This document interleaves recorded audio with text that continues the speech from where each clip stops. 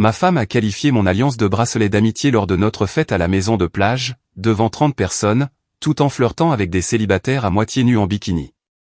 C'est à ce moment-là que j'ai réalisé que notre mariage de 7 ans avait une date d'expiration, et que j'étais sur le point de la faire respecter. Laissez-moi revenir en arrière. Chaque été, depuis 3 ans, nous organisons cette grande fête à Virginia Beach. Nous louons la même maison de plage pour un week-end, nous invitons des amis du travail, des copains de fac, des voisins. Au début, c'était notre truc, quelque chose que nous avions construit ensemble. De la bonne nourriture, de la bière fraîche, du volley-ball sur le sable, et tout le monde en parlait pendant des mois après. Cette année, c'était différent dès le début. 3 semaines avant la fête, elle a soudainement voulu inviter un tas de nouvelles personnes, toutes de sa salle de sport. Tous des célibataires dans la vingtaine qui, apparemment, avaient besoin de vivre nos fêtes légendaires. Quand j'ai demandé pourquoi, elle s'est rapidement mise sur la défensive. Ce sont juste des amis. Tu ne possèdes pas la liste des invités. D'accord. Mais ensuite sont venus les virées shopping. Nouveau bikini, nouvelle robe d'été, un rendez-vous pour se faire les ongles par une professionnelle pour la première fois en 2 ans.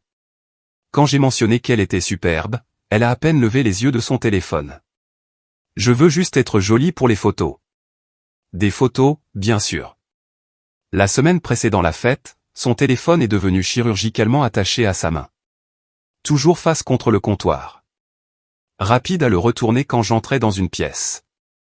Sortant pour prendre des appels.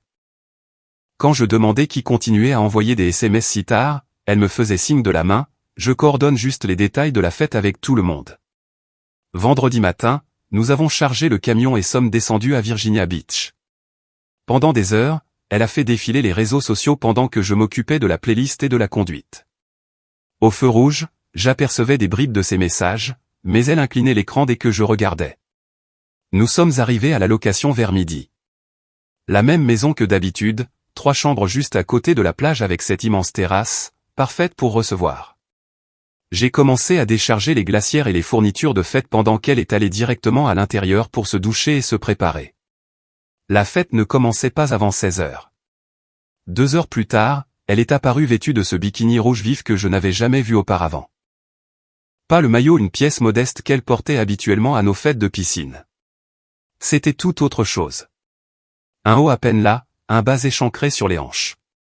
Elle était belle, mais j'avais l'impression qu'elle s'habillait pour quelqu'un de précis. Nouveau maillot de bain. Je l'ai depuis un moment. Je n'ai jamais eu l'occasion de le porter. Les invités ont commencé à arriver vers 16 heures. Notre groupe habituel est arrivé en premier. Mon colocataire de fac a amené sa femme et ses enfants. Mon collègue a amené sa petite amie. Des gens normaux ayant des conversations normales sur le travail et les projets du week-end. Puis ses amis de la salle de sport sont arrivés. 5 gars, tous autour de 25 ans, tous manifestement célibataires et essayant manifestement d'impressionner quelqu'un. Ils sont passés directement devant moi pour la trouver sur la terrasse où elle était soudainement la plus animée que je l'ai vue depuis des mois. J'ai allumé le grill et commencé à cuisiner des hamburgers et des hot dogs pour 30 personnes. C'est ce que je fais dans ce genre d'événement. Je cuisine. Je m'assure que les boissons sont approvisionnées. Je m'assure que tout le monde passe un bon moment. Les devoirs de l'hôte. Pendant ce temps, elle organisait un match de volley-ball sur la plage. Ne jouant pas avec les couples mariés ou les familles comme d'habitude. Juste elle et les 5 gars de la salle de sport, plus 2 femmes célibataires de son travail. Le reste de nos invités a fini par regarder depuis la terrasse ou par faire des conversations maladroites. Je pouvais voir le match depuis le grill. Elle était tactile. Des high fives qui duraient trop longtemps, célébrant les points en sautant sur le dos des gars. Beaucoup de rires et de mouvements de cheveux, un comportement que je n'avais pas vu chez elle depuis que nous sortions ensemble. Mon copain de fac s'est approché pour aider avec les hamburgers. Elle a l'air énergique aujourd'hui. Ouais, elle se prend vraiment au jeu, il m'a regardé bizarrement mais n'a pas insisté. Homme intelligent. À 18 heures, la plupart de la nourriture était prête et les gens remplissaient leurs assiettes. Le match de volley-ball s'est terminé et tout le monde s'est dirigé vers la terrasse. Elle a pris une bière et a immédiatement commencé à parler au plus grand gars de sa salle de sport, lui touchant le bras pendant qu'elle parlait, se tenant plus près que nécessaire. J'ai tout regardé en servant de la salade de pommes de terre et en remplissant le seau à glace, prenant des notes mentales, archivant chaque interaction, chaque rire, chaque fois qu'elle se comportait comme une femme célibataire à la fête de son propre couple marié.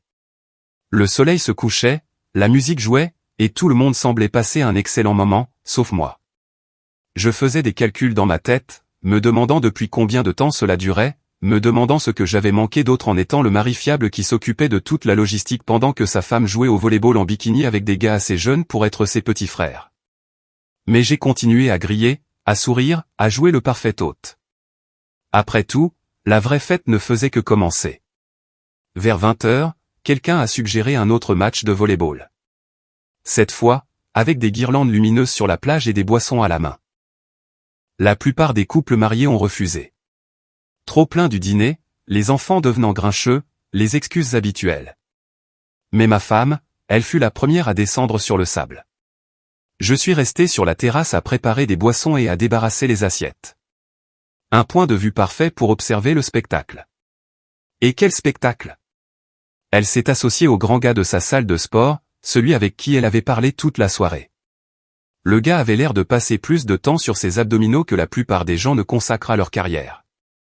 Il gagnait chaque point, célébrant avec des high fives élaborés et des coups de poitrine. Quand elle a smashé le ballon pour marquer un point, elle a sauté dans ses bras comme s'il venait de gagner les Jeux Olympiques. Il l'a fait tourner pendant qu'elle riait. Tout le monde sur la plage pouvait voir ce qui se passait. Les autres joueurs, les gens qui regardaient depuis la terrasse, bon sang, probablement même les gens des maisons voisines. La petite amie de mon collègue s'est approchée du bar où j'étais posté. Ta femme est vraiment douée au volleyball. Elle est compétitive. Je vois ça. La façon dont elle l'a dit m'a tout expliqué. Ce n'était pas juste moi qui étais paranoïaque. D'autres personnes le remarquaient aussi. Le match a continué pendant encore 20 minutes. Plus de célébration, plus de contact physique, plus de ma femme se comportant comme si elle avait 22 ans et était célibataire en plein spring break. À un moment donné, le ballon est allé dans les dunes et elle l'a poursuivi avec le gars de la salle de sport. Ils sont partis pendant 5 minutes. 5 minutes pour trouver un ballon de volley. Quand ils sont revenus, ses cheveux avaient l'air plus en désordre et elle réajustait son haut de bikini. Trouvé, annonça-t-elle en brandissant le ballon comme si elle avait découvert un trésor enfoui. Tout le monde a pris une pause hydratation après ce point. Les joueurs se sont rassemblés autour de la glacière que j'avais remplie de bière et de Gatorade. C'est à ce moment-là que c'est arrivé. L'un des autres gars de la salle de sport, un plus petit avec un chignon, a remarqué quelque chose. « Eh, jolie bague, dit-il à ma femme. C'est pour quand le mariage ?» Tous ceux qui étaient à portée de voix se sont tus, y compris moi, debout à 6 mètres de là, faisant semblant d'organiser des bouteilles vides. Elle a regardé sa main gauche comme si elle avait oublié que la bague était là. Une alliance en or blanc avec un petit diamant.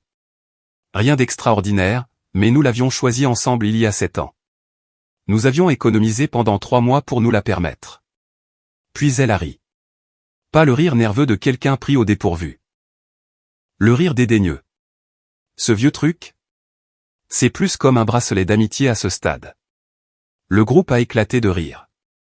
Tous les célibataires, les 2 femmes célibataires de son bureau, même des gens que je ne pouvais pas identifier, comme si elles venaient de faire la blague la plus drôle de la soirée. Mais les couples mariés sur la terrasse, silence de mort. Mon copain de fac et sa femme ont échangé des regards. Mon collègue a arrêté de boire au milieu de sa gorgée. Sa petite amie a même fait un pas en arrière. J'ai senti tous les yeux sur la terrasse se tourner vers moi, observant ma réaction, attendant de voir ce que fait le mari lorsque sa femme l'humilie publiquement devant 30 personnes. Je n'ai pas réagi, j'ai juste continué à organiser les bouteilles et les serviettes comme si de rien n'était. Mais à l'intérieur, je faisais l'inventaire. Chaque rire, chaque gloussement, chaque personne qui trouvait hilarant qu'elle vienne de manquer de respect à notre mariage pour des rires faciles. Le match de volleyball a repris, mais l'énergie avait changé. Les couples mariés ont commencé à trouver des excuses pour partir. Les enfants étaient fatigués. Longue route le lendemain. Projets matinaux. En 1 heure, la moitié de nos invités étaient partis. La foule restante était exactement ce à quoi on pouvait s'attendre. Des célibataires dans la vingtaine, quelques femmes célibataires de son travail, et nous. Le couple marié qui n'agissait pas très marié. La musique est devenue plus forte. Les boissons plus fortes. quelqu'un a sorti une enceinte et a commencé à jouer de la musique de club au lieu du rock classique que nous mettions habituellement. La fête s'était officiellement transformée en autre chose. À 22h, elle dansait sur la terrasse sous les guirlandes lumineuses avec le même gars avec qui elle avait célébré au volley toute la soirée. Pas une danse de groupe. Pas le genre de danse que les gens mariés font dans les fêtes. Le genre où ses mains étaient sur sa poitrine et les siennes sur sa taille. J'étais à l'intérieur en train de charger le lave-vaisselle quand mon copain de fac m'a trouvé. On y va, mec. Merci de nous avoir invités. Bien sûr. Conduisez prudemment. Il s'est arrêté à la porte, a regardé vers la terrasse où ma femme dansait encore, puis m'a regardé. Ça va? Jamais été mieux. Il savait que je mentais, mais il savait aussi qu'il ne fallait pas insister. C'est ce que 20 ans d'amitié vous apprennent. Après son départ, j'avais un choix. Sortir et faire une scène ou rester à l'intérieur et la laisser finir de creuser sa propre tombe. J'ai choisi l'option 2. Depuis la fenêtre de la cuisine, je l'ai regardé danser avec 3 gars différents au cours de l'heure suivante. Je l'ai regardé prendre des shots et rire à des blagues qu'apparemment seule elle trouvait drôles. Je l'ai regardé se comporter comme la femme célibataire qu'elle voulait clairement être. Vers minuit, la plupart des invités restants ont commencé à partir. Les locations de maisons de plage à Virginia Beach ne sont pas bon marché, et les gens avaient des heures de départ à respecter. Mais le gars de la salle de sport n'est pas parti. Ni 2 de ses amis. Quand je suis sorti pour commencer à nettoyer, ma femme était assise sur ses genoux dans l'une des chaises de la terrasse, partageant une bière et lui chuchotant à l'oreille. Elle m'a vu arriver et n'a même pas eu la décence d'avoir l'air embarrassé. On discute juste, annonça-t-elle, comme si j'avais demandé. Je vois ça. Ne sois pas bizarre avec ça. Bizarre, n'est-ce pas? Parce que regarder sa femme s'asseoir sur les genoux d'un autre homme à sa propre fête est un comportement tout à fait normal que les maris devraient simplement accepter.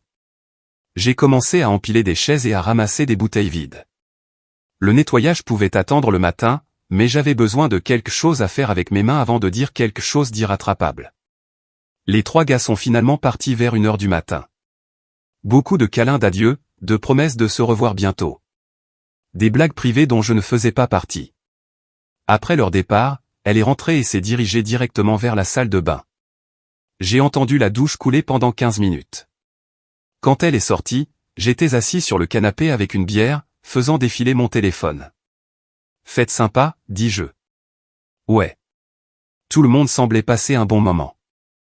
Surtout tes nouveaux amis. Elle s'est assise à l'autre bout du canapé, pas à côté de moi comme elle le faisait avant. Même pas sur le même coussin. Ils sont juste amusants. Une énergie jeune, tu sais. J'ai remarqué l'énergie. Qu'est-ce que ça veut dire? Rien. Juste une observation. Elle a étudié mon visage un instant, essayant probablement de deviner à quel point elle était dans le pétrin. Mais je ne lui donnais rien sur quoi travailler. Je suis fatiguée, dit-elle finalement. Longue journée. Elle est allée se coucher sans me souhaiter bonne nuit. Je suis resté sur le canapé pendant une autre heure, regardant l'océan à travers la porte coulissante et analysant ce dont je venais d'être témoin. Ma femme avait publiquement manqué de respect à notre mariage, flirté avec plusieurs hommes et s'était comportée comme une célibataire à notre propre fête devant des amis, de la famille et des collègues. Mais plus important encore, elle m'avait montré exactement qui elle était vraiment quand elle pensait pouvoir s'en tirer. Maintenant, il ne me restait plus qu'à décider quoi faire de cette information. Je me suis réveillé à 6h30 au son des vagues et du ronflement de ma femme.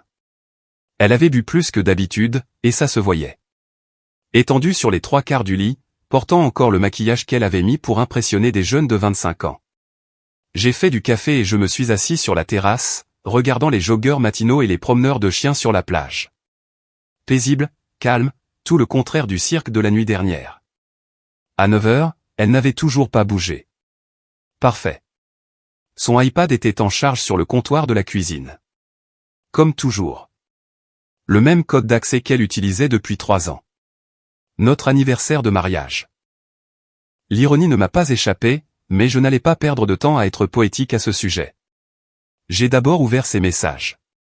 Les conversations récentes racontaient toute l'histoire. Une conversation de groupe avec la bande de la plage. C'est ainsi qu'elle avait nommé la discussion de groupe avec ses amis de la salle de sport. Des messages remontant à 2 semaines, tous sur la fête, mais pas sur la logistique que je pensais qu'elle coordonnait. J'ai hâte d'être à samedi. Mon mari sera occupé à jouer les autres pendant que nous nous amuserons vraiment. Est-ce qu'il va être bizarre avec notre présence? Il ne remarquera même pas. Il est toujours concentré sur le grill et s'assure que tout le monde est heureux. Occasion parfaite. Tu es sûr de ça? Ça semble risqué. Faites-moi confiance, je sais exactement comment le gérer. J'ai fait défiler plus haut. 3 semaines de messages, de plans sur ce qu'elle porterait, de stratégies pour me distraire, de blagues sur l'ignorance des hommes mariés. Mais la vraie découverte fut sa conversation privée avec le grand gars, celui avec qui elle avait dansé. Son nom était apparemment Tyler. La nuit dernière était incroyable. Tu étais magnifique. Merci. Ça faisait du bien de s'amuser pour une fois. Ton mari a l'air sympa, mais il n'est pas du tout comme tu l'as décrit. Qu'est-ce que tu veux dire? Tu as dit qu'il était contrôlant et ennuyeux. Il m'a semblé plutôt décontracté. C'est juste sa façade publique. Tu ne vis pas avec lui. Quand est-ce qu'on peut se voir sans la foule? Bientôt. Il travaille tard les mardis et jeudis. La salle de sport ferme à 22 heures. Parfait. Je penserai à quelque chose d'amusant à faire. Les messages remontaient à 6 semaines. Ils avaient commencé de manière assez innocente, conseils d'entraînement et horaires de cours, mais ils avaient rapidement escaladé. Pas de contenu explicite. Rien que je ne puisse qualifier de tromperie devant un tribunal, mais certainement le territoire de l'affaire émotionnelle. Plus intéressant encore étaient ces messages avec 2 amis de son travail. Des femmes que j'avais rencontrées lors de fêtes d'entreprise. Des femmes qui étaient venues dîner chez nous. Comment était la fête? Incroyable. Je me suis enfin senti moi-même. As-tu parlé à ce gars de la salle de sport dont tu parlais? Plus que parler. On a pratiquement passé toute la nuit ensemble. Et ton mari? Il était occupé à jouer les chefs de maison. Il n'a même pas remarqué. Tu n'as pas peur que les gens parlent? Laisse-les parler. Je suis fatigué de faire semblant d'être heureuse dans un mariage qui ressemble plus à un partenariat commercial. Alors, quel est le plan? Je suis encore en train de voir, mais la nuit dernière m'a montré que j'avais des options. J'ai fait des captures d'écran de tout. 43 messages qui brossaient un tableau clair de sa préméditation et de son manque de respect. Elle n'avait pas seulement été aguicheuse à la fête. Elle avait auditionné pour une autre vie. Ensuite, j'ai vérifié son historique de recherche. Annonce d'appartement dans notre région. Avocat spécialisé en divorce. Comment quitter un mariage sans tout perdre? Signe que votre mari est contrôlant. Elle avait fait des recherches sur sa stratégie de sortie pendant 2 mois. J'ai entendu du mouvement à l'étage, la douche coulait. Elle serait en bas dans 20 minutes, s'attendant probablement à ce que j'ai préparé le petit déjeuner et que je fasse comme si de rien n'était. Au lieu de cela, j'ai passé ces 20 minutes à passer des appels téléphoniques. Le premier appel fut pour mon ami qui est avocat de famille. Pas le genre d'avocat qui s'occupe des divorces, mais il saurait qui recommander. Dave, c'est moi. J'ai besoin d'une recommandation pour un avocat spécialisé en divorce. Quelqu'un de bon. Mon Dieu. Tout va bien? Ça ira. J'ai juste besoin de quelqu'un qui puisse me rencontrer lundi matin. Je t'enverrai 3 noms. Ces gars sont des requins, mais ils sont justes. Que s'est-il passé? Je te raconterai plus tard. Merci. Le deuxième appel fut à ma banque. Samedi matin, mais ils avaient un service client le week-end. J'ai besoin de retirer quelqu'un de mon compte courant. Quelle est la procédure? Êtes-vous le titulaire principal du compte? Oui, c'est ma femme, mais nous nous séparons. Vous devrez venir en personne avec une pièce d'identité. Nous pouvons créer un nouveau compte individuel et transférer les fonds. Et pour les paiements automatiques? Vous devrez les mettre à jour avec vos nouvelles informations de compte. Est-ce que cela peut être fait lundi matin? Absolument. Nous ouvrons à 9 heures. Le troisième appel fut à ma compagnie de carte de crédit. Même conversation, même rendez-vous le lundi matin. Je l'ai entendu descendre les escaliers alors que je raccrochais. Cheveux mouillés de la douche, portant un de mes vieux t-shirts d'université et un short de pyjama, l'air innocente et endormie comme si elle n'avait pas passé la nuit précédente à manquer de respect à notre mariage devant 30 personnes.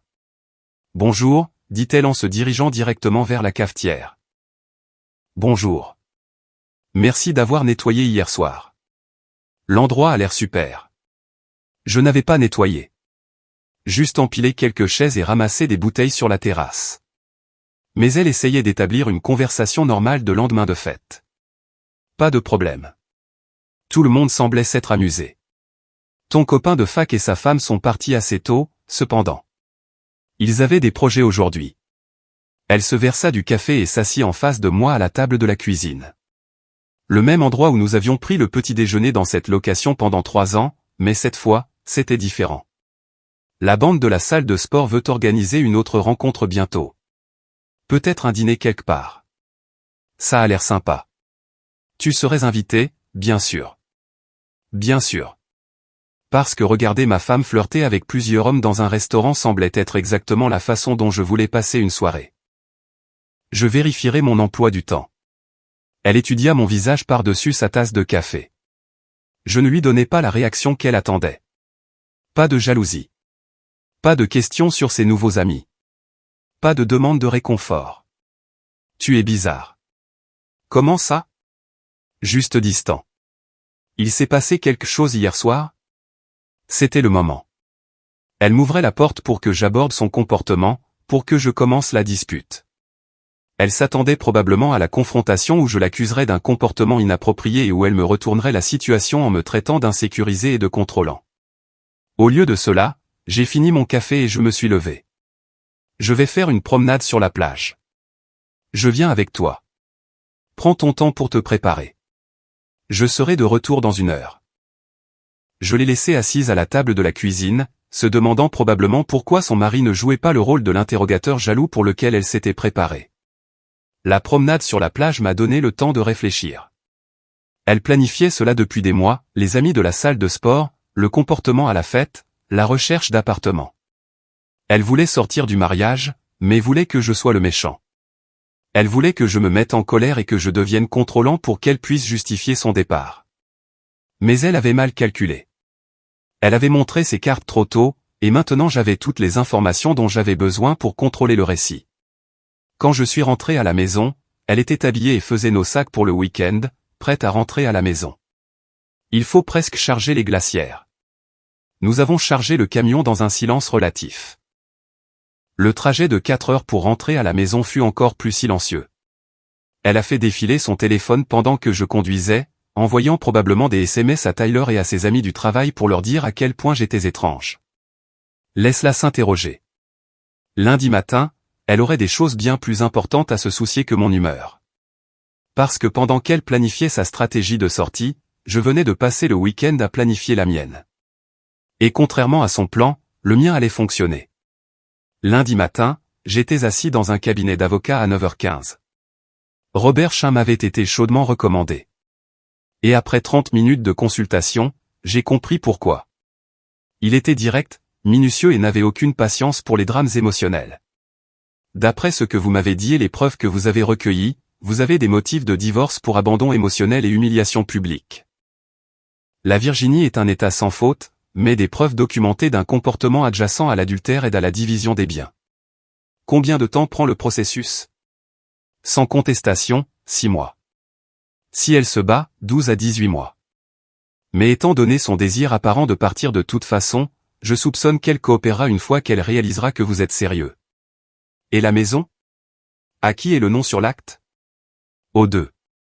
Mais j'ai payé la compte avec un héritage avant notre mariage. Ça aide. Nous pouvons plaider pour que vous gardiez la maison et lui donner d'autres biens pour équilibrer la division, en supposant qu'il y ait d'autres biens. Il y en a, à 10h30, j'avais signé une convention d'honoraires et l'avais autorisé à commencer les formalités. À 11h, j'étais à la banque en train de créer mes nouveaux comptes individuels.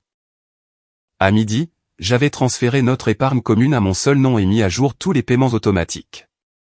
Elle était au travail, racontant probablement à ses amis son mari mystérieux et silencieux, qui ne l'avait même pas interrogée sur la fête. Elle ne savait pas que son mari mystérieux et silencieux était en train de démanteler systématiquement leur vie financière commune. J'ai pris le dîner en rentrant. Des plats à emporter chinois de l'endroit qu'elle aimait. Je voulais garder les choses normales jusqu'à ce que je sois prêt à avoir la conversation. Elle est rentrée vers 18h30, comme d'habitude. Elle a enlevé ses talons dans l'entrée, a posé son sac à main sur le comptoir de la cuisine, s'est plainte de la circulation. Ça sent bon. Que as-tu pris? L'habituel. Poulet au sésame, riz frit, nem. Nous avons dîné, bavardant de sa journée au bureau et de mes réunions avec des clients. Une conversation de couple marié normale si l'on ignore le fait que j'avais passé la journée à préparer son divorce. Après le dîner, elle s'est installée sur le canapé avec un verre de vin et son téléphone. J'ai nettoyé la cuisine et attendu le bon moment. Ce moment est arrivé quand je l'ai entendu glousser à des SMS. Bonne conversation? Juste les filles du travail. Tu sais comment elles sont. Je me suis assis à l'autre bout du canapé, assez près pour parler, assez loin pour ne pas paraître conflictuel. Nous devons discuter de ce qui s'est passé à la fête. Ses doigts ont cessé de défiler. Elle a levé les yeux de son téléphone avec l'expression de quelqu'un qui a été pris, mais n'est pas prêt à l'admettre. Qu'est-ce qu'il y a? Tu as qualifié notre alliance de bracelet d'amitié devant 30 personnes. C'était juste une blague. Les gens riaient. Je ne riais pas. Ni la plupart de nos amis mariés. Elle posa son téléphone et son verre de vin. Voici la stratégie de défense. Tu es trop sensible. C'était inoffensif. Danser avec plusieurs hommes pendant que ton mari regarde n'est pas inoffensif. On dansait juste. Il n'y a rien de mal à s'amuser. S'asseoir sur les genoux d'un autre homme, ce n'est pas danser. Son visage rougit. Elle ne s'attendait pas à ce que je sois aussi précis. Tu m'espionnais. J'étais à ma propre fête. Difficile de ne pas voir. Je n'arrive pas à croire que tu en fasses tout un drame. Je socialisais avec les invités. Tu flirtais avec les invités. Il y a une différence. Elle se leva et commença à faire les 100 pas tactiques de déviation classique. C'est exactement pour ça que j'ai besoin d'espace. Tu es contrôlant et paranoïaque. Je suis contrôlant parce que je remarque le comportement inapproprié de ma femme. Ce n'était pas inapproprié. Tu es juste peu sûr de toi. Montre-moi ton téléphone. Les mots restèrent suspendus dans l'air entre nous. Elle cessa de faire les 100 pas et me dévisagea. Excuse-moi. Si tout était innocent, montre-moi tes SMS avec Tyler. Son visage devint blanc. Elle ne s'attendait pas à ce que je connaisse son nom. Je ne te montrerai pas mon téléphone. C'est privé. Les conversations privées avec des célibataires sont précisément le problème. Tu ne me fais pas confiance. Devrais-je te faire confiance? Elle se rassit, mais sur la chaise en face du canapé cette fois, créant une distance physique pendant qu'elle se ressaisissait. Nous avons des problèmes dans notre mariage. J'essaie de te le dire depuis des mois. En flirtant avec d'autres hommes au lieu de parler à ton mari? En essayant de me sentir apprécié. Quand est-ce que tu m'as fait sentir spécial pour la dernière fois? Et voilà. Le pivot pour que ce soit ma faute. Le manuel classique du tricheur. Quand est-ce que tu as agi pour la dernière fois comme si tu voulais être marié? Je veux être marié. Juste pas comme ça. Pas comme quoi? Pas comme des colocataires qui partagent les factures et font semblant. J'ai sorti mon téléphone et ouvert les captures d'écran de ces messages. Ça ne ressemble pas à quelqu'un qui essaie de réparer son mariage. Ses yeux s'écarquillèrent en réalisant ce qu'elle regardait. Tu as fouillé dans mon iPad. Tu l'as laissé ouvert sur le comptoir. C'est une violation de la vie privée. Ton mari qui lit des messages sur à quel point il est ignorant et ennuyeux? Oui, ça ressemble à une violation. Elle a tendu la main vers mon téléphone, mais je l'ai retiré. 6 semaines à planifier comment flirter avec Tyler à notre fête. 2 mois à chercher des avocats spécialisés en divorce. 3 semaines à raconter à tes amis à quel point tu es malheureux sans jamais m'en parler. Chaque fait l'a frappé comme un coup physique. Sa stratégie de défense s'effondrait. Ces messages sont sortis de leur contexte. Quelle partie est hors contexte? La partie où tu as qualifié notre mariage de partenariat commercial ou la partie où tu as dit que tu avais des options? Je me défoulais avec des amis. Tu planifiais une stratégie de sortie. Elle se mit à pleurer. Pas les larmes sincères de quelqu'un qui a été pris et ressent du remords. Les larmes calculées de quelqu'un qui a réalisé que son jeu était terminé. Je ne t'ai jamais trompé. Non, tu m'as juste humilié publiquement et trompé émotionnellement avec plusieurs hommes. Ce n'était pas comme ça. C'était exactement comme ça. Je me suis levé et je suis allé dans la cuisine où j'avais laissé les papiers du divorce que j'avais récupérés chez l'avocat. J'ai demandé le divorce ce matin. Les pleurs se sont arrêtés immédiatement. Tu as fait quoi? J'ai engagé un avocat. Commencer les formalités. Séparer nos comptes bancaires. Elle s'est levée de la chaise comme si elle avait été électrocutée. Tu ne peux pas être sérieux. Très sérieux. On peut arranger ça. On peut aller en thérapie. Tu aurais dû penser à la thérapie avant de commencer à chercher des appartements. Comment as-tu? Je sais pour les recherches d'appartements. Je sais pour les recherches d'avocats. Je sais que tu planifies ça depuis des mois. Elle se rassit, calculant probablement à quel point elle était vraiment dans le pétrin. Alors, qu'est-ce qui se passe maintenant? Tu as 48 heures pour faire tes valises et déménager. C'est aussi ma maison. C'était ta maison. Vérifie ton compte bancaire. Elle a attrapé son téléphone et a ouvert son application bancaire. J'ai vu son visage changer en réalisant que les comptes joints étaient vides. Tu m'as volé mon argent. J'ai déplacé mon argent. Tout ce qui était sur ces comptes provenait de mes fiches de paie. Ce n'est pas légal. C'est tout à fait légal. Demande à ton avocat quand tu en auras un. Je ne peux pas me permettre un avocat sans accès à nos comptes.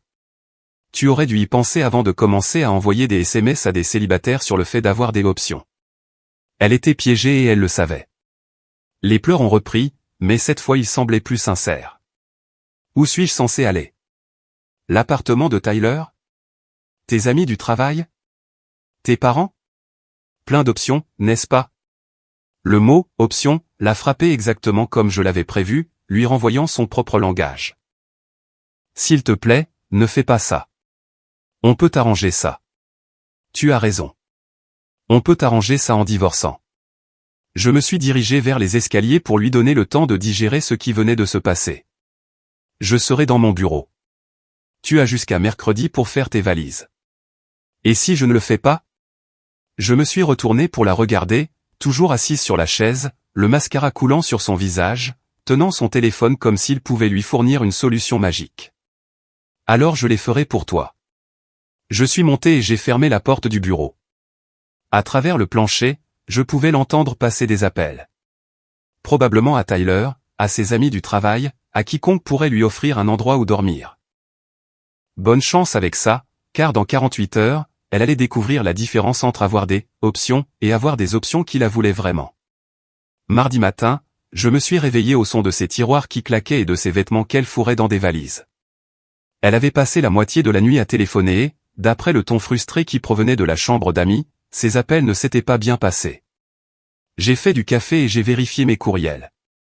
Mon avocat avait déjà envoyé les papiers officiels du divorce. Un type efficace. Elle est descendue vers 8 heures, l'air de ne pas avoir dormi. Les cheveux en désordre, les yeux rouges, portant les vêtements de la veille. Tyler ne répond pas à mes appels. J'ai levé les yeux de mon ordinateur portable. C'est regrettable. Son téléphone va directement à la messagerie vocale. Peut-être qu'il est occupé. Je pense que sa petite amie l'a découvert. Petite amie. Détail intéressant. Elle l'avait omis de ses projets romantiques.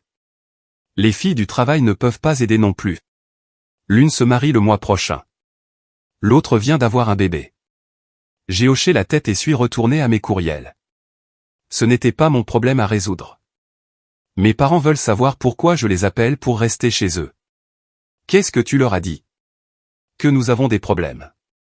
C'est une façon de le dire. Elle s'est assise en face de moi, espérant probablement un signe que je bluffais. Ça se passe vraiment. Oui. Après 7 ans. Après 7 ans où j'ai été fidèle pendant que tu planifiais ta fuite. Elle a essayé une approche différente. L'approche raisonnable et mature. Nous sommes tous les deux des adultes. Nous pouvons gérer ça civilement. Je le gère civilement. J'aurais pu te confronter à la fête devant tout le monde. Alors, que veux-tu? La moitié de tout? Je veux que tu sois sorti de ma maison d'ici demain. Et l'argent? Je ne peux pas juste recommencer à zéro. J'ai fermé mon ordinateur portable et lui ai accordé toute mon attention. Tu auras ce que le tribunal décidera que tu mérites en fonction des preuves. Quelle preuve? Les messages, la planification, l'humiliation publique. Son visage s'est décomposé alors qu'elle se souvenait que j'avais des captures d'écran de tout. C'était des conversations privées. Sur ta vie de couple avec des célibataires que tu draguais. Elle est restée silencieuse un long moment, réalisant probablement à quel point cela semblait mauvais d'un point de vue juridique. J'aurais besoin de temps pour trouver un appartement. Tu en cherches depuis 2 mois. Choisis-en un. C'était juste. Je regardais juste. Regarde plus vite. Vers midi, elle a commencé à charger des cartons dans sa voiture. J'ai aidé à porter les plus lourds. En partie par habitude et en partie parce que je voulais qu'elle parte le plus vite possible. Où vas-tu? Dans un hôtel longue durée pour l'instant. C'est cher. Je me débrouillerai. À 15 heures, elle avait chargé la plupart de ses affaires de première nécessité. Vêtements, articles de toilette, ordinateur portable, quelques livres. Le reste pouvait attendre les procédures judiciaires. Elle se tenait dans l'allée à côté de sa voiture chargée, regardant la maison que nous avions partagée pendant 4 ans. Je ne voulais pas que ça se passe comme ça. Comment voulais-tu que ça se passe? Je ne sais pas différemment. Tu voulais que je sois le méchant pour que tu puisses partir sans culpabilité. Elle ne l'a pas nié. Je t'appellerai pour récupérer le reste de mes affaires. Appelle mon avocat. On ne peut même pas se parler directement? On vient de le faire. C'est comme ça que ça se termine. Elle est montée dans sa voiture et a reculé hors de l'allée. Je l'ai regardée s'éloigner, se dirigeant probablement vers l'Extended Stay America près de l'autoroute, appelant probablement à nouveau Tyler, espérant qu'il se soit découvert une conscience pendant la nuit. Ce soir-là, j'ai dîné avec mon copain de fac et sa femme. Je leur ai raconté toute l'histoire autour d'une bière et d'une pizza. Elle a vraiment dit que l'alliance était comme un bracelet d'amitié devant 30 personnes? Quelle garce! Sa femme a secoué la tête. J'étais si mal pour toi ce soir-là. On a failli dire quelque chose. Je suis content que vous ne l'ayez pas fait. Mieux que je m'en sois occupé discrètement. Alors, et maintenant? Maintenant, j'attends que le divorce soit finalisé et je continue ma vie. Des regrets? J'y ai réfléchi un instant. 7 ans de mariage, 4 ans dans la maison ensemble, tous les projets que nous avions faits. Seulement de ne pas l'avoir vu plus tôt. Cette nuit-là, j'ai dormi au milieu du lit pour la première fois depuis des années. Personne n'occupant les 3/4 de l'espace. Pas de ronflement, pas de téléphone vibrant avec des messages tardifs, juste le calme. 7 mois plus tard, je poussais un caddie chez Target quand je l'ai vue. Elle était dans la section des vêtements à prix réduit, tenant un pull en solde et vérifiant l'étiquette. Les cheveux attachés en une queue de cheval en désordre, pas de maquillage, portant un jean qui avait connu des jours meilleurs. J'ai failli ne pas la reconnaître. Et elle a levé les yeux, surprise. Il lui a fallu une seconde pour réaliser que son ex-mari se tenait à 1 mètre d'elle. Oh, salut. Comment ça va? Bien. Bien. Tu sais, je m'adapte. Elle n'allait pas bien. L'hôtel longue durée s'était apparemment étiré sur 3 mois avant qu'elle ne trouve un studio de l'autre côté de la ville. Je le savais parce que mon avocat m'avait tenu au courant pendant la procédure de divorce. Tu as l'air différente. Merci. Ce n'était pas un compliment. Elle avait perdu du poids, mais pas le bon. Le poids du stress. Le poids de manger des nouilles ramen pour le dîner. Et Tyler? Son visage s'est crispé. Je ne saurais pas te dire. Bien sûr, Tyler avait disparu dès que les choses s'étaient compliquées. Il s'avère que les beaux gosses de 25 ans ne sont pas intéressés à sortir avec des femmes récemment divorcées avec des drames juridiques. L'appartement te convient? C'est temporaire. Tout était temporaire maintenant. Son travail, son logement, sa stabilité financière. Il s'avère que quand on fait exploser sa vie pour de l'excitation, on ne garde pas la partie stabilité. J'ai remarqué son caddie, tout en marque de distributeur. Céréales de marque de magasin, pâtes à prix réduit, produits en promotion. Bon, je vais te laisser faire tes courses. En fait, attends. Elle a regardé autour d'elle pour s'assurer que personne n'écoutait. Comment vas-tu? Vraiment, vraiment bien. J'ai eu une promotion au travail. J'ai acheté un nouveau camion. C'est super.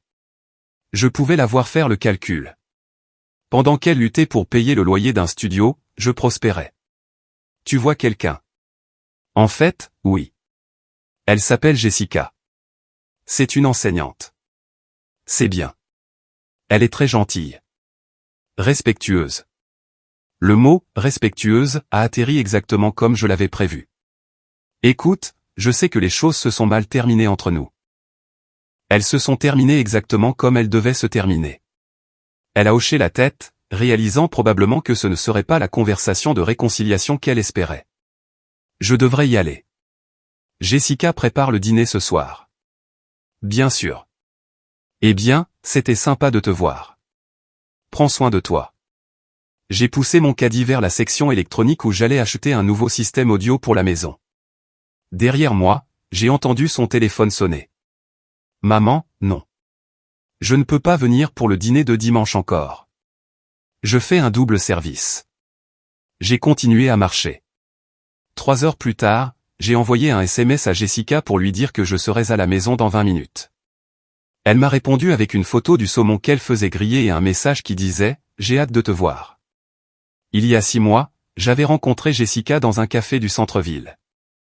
Elle lisait un livre, s'occupant de ses affaires, ne jouant pas la comédie pour attirer l'attention. Nous avions commencé à parler du livre, ce qui avait mené à un dîner, ce qui avait mené à 6 mois de relation avec quelqu'un qui voulait vraiment être avec moi. Elle ne jouait pas à des jeux, ne flirtait pas avec d'autres hommes, n'appelait pas sa bague de fiançailles par des noms de bijoux pour faire rire des inconnus. Quand je suis rentré à la maison, Jessica mettait la table pour 2. Elle a levé les yeux quand je suis entré, a souri comme si je lui avais vraiment manqué pendant les 4 heures où j'étais parti. Comment était Target? Intéressant. J'ai croisé mon ex-femme. Oh, waouh. Comment c'était? Éducatif. Bon éducatif ou mauvais éducatif? Rappel. Éducatif. Elle s'est approchée et m'a embrassé pour me dire bonjour. Pas de manière performative. Pas pour le bénéfice de quelqu'un d'autre. Juste parce qu'elle en avait envie. Rappel de quoi? Que j'ai pris la bonne décision. Pendant le dîner, je lui ai raconté la rencontre. À quel point mon ex avait l'air différente. À quel point la conversation avait été maladroite. À quel point il était clair que sa vie ne s'était pas améliorée depuis le divorce. Tu te sens mal pour elle? Devrais-je?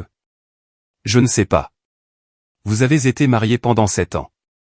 J'y ai réfléchi pendant que nous faisions la vaisselle ensemble. Une routine que nous avions développée en 6 mois. Facile, confortable, respectueuse. Elle a fait ses choix. À la fête, avec les messages, avec la recherche d'appartement. Elle voulait une vie différente. Et maintenant, elle l'a. Maintenant, elle l'a.